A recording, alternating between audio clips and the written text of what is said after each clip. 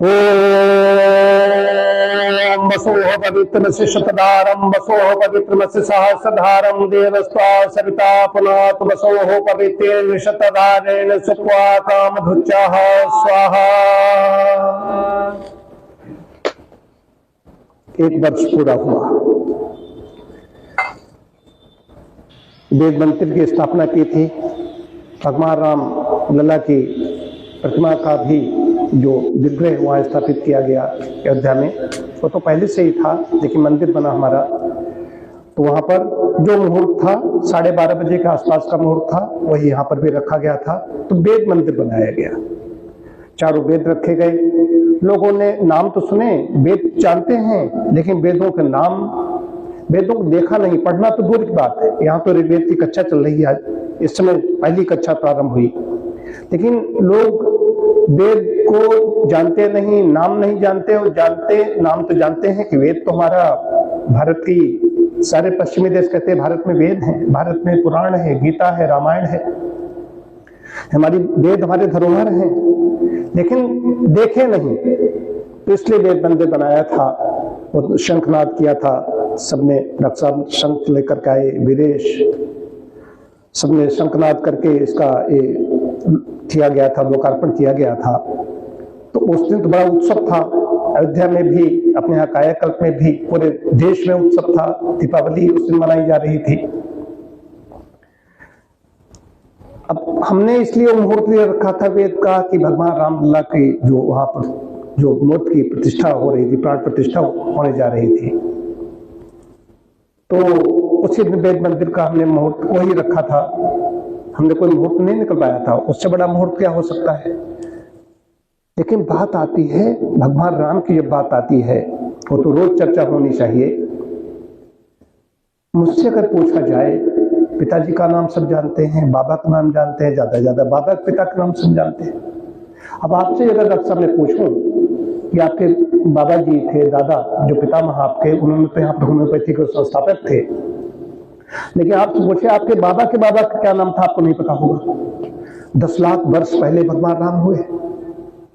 कितना बड़ा कृतित्व है, कितने बड़े राम हैं, उनको सब जानते हैं, पूरा विश्व जानता है, विश्व नतमस्तक है। और हम अपने कितनी पीढ़ियों को जानते, बताइए?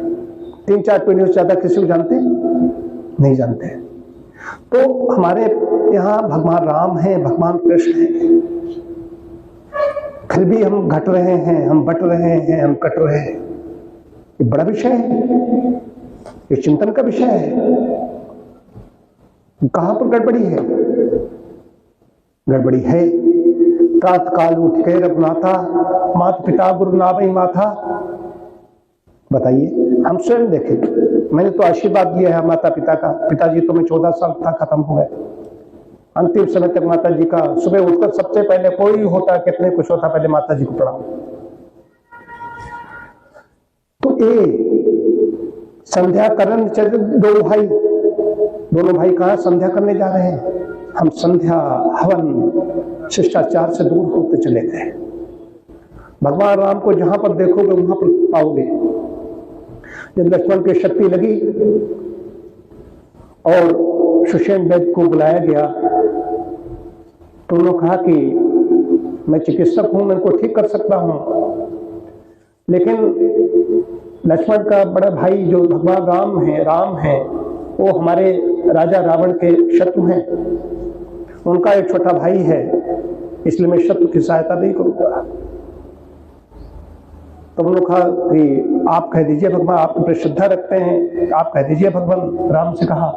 तो वैद्य सुषेण जी आपकी बात मानेंगे नहीं तो आप उसको खोलोगे।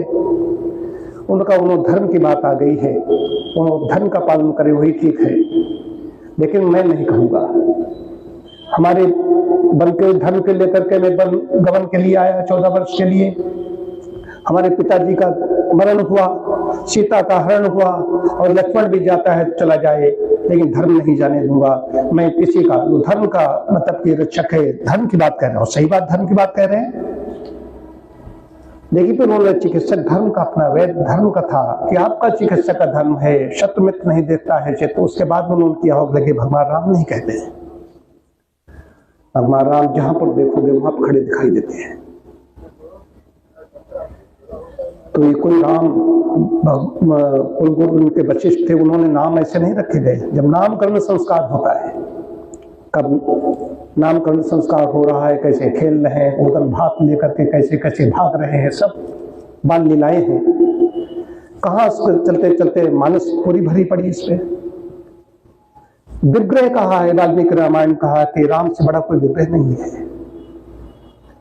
लेकिन राम मंदिर में है, हमारे जीवन में नहीं है। इसलिए हम बट रहे हैं, कट रहे हैं, मिट रहे हैं। जिससे राम कृष्ण हमारे जीवन में होंगे, उनका आचरण हमारे जीवन थोड़ा भी आ गया, उतना आ ही नहीं सकता, तो ये देश की दुर्दशा है।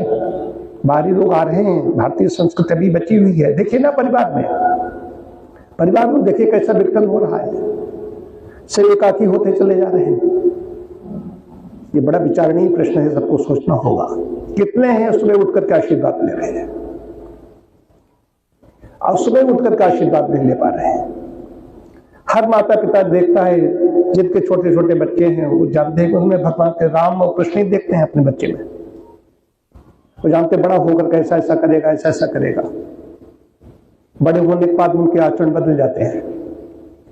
ये सब बड़ी चीजें हैं। तो मानस है, पश्चिम जो पाश्चात्य देश हैं, वहां के विद्वान क्या कहते हैं, भारत में बहुत बड़ी थाती है, वहां वेद हैं, 4 वेद हैं। भारतीय संस्कृत गीता रामायण की संस्कृति है, कहाँ दिखाई देती है? वाणी में है, व्यवहार में नहीं है।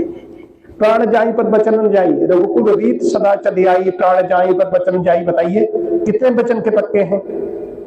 देखिए चारों तरफ कहना पड़ रहा है कि एक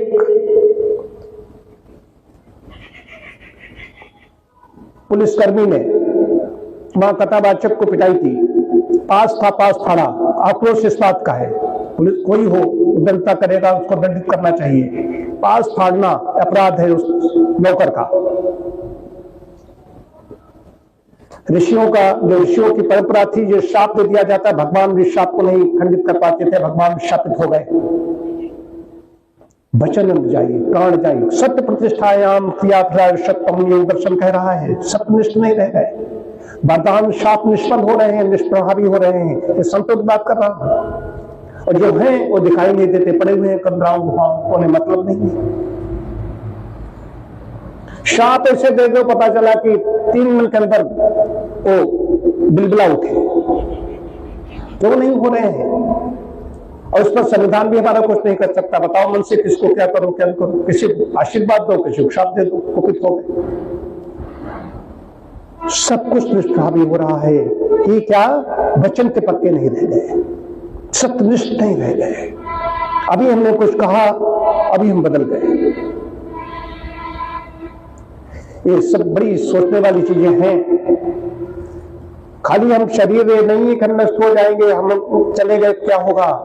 हमारा एक दिन पहले भी बोल रहा था कि भूत भविष्य की जो बात कर रहा था, हमारा भूत है, कितने जन्मों के भूत हैं, भूतकाल हमारा पड़ा हुआ है। और भविष्य मतलब ये नहीं हमारा भविष्य कितना जीवन रहेगा शेष, भविष्य हमारा अनंत है, भविष्य अनादि हमारा, क्योंकि हम आत्मा हैं। 3 तत्व हैं जो सदैव रहते अनादि हैं, परमात्मा, जीवात्मा और प्रकृति। अनादि तत्व हैं, ये सदैव थे, सदैव रहेंगे। हम पर ये नियम लागू नहीं होते, सब पर लागू होते हैं। प्रकृति के नियम सब पर लागू होते हैं, शाश्वत नियम है, इससे कोई बच नहीं सकता। तो सब बड़ी चीजें हैं, ये सोचना चाहिए। तो आज हमारा 1 वर्ष पूरा हुआ।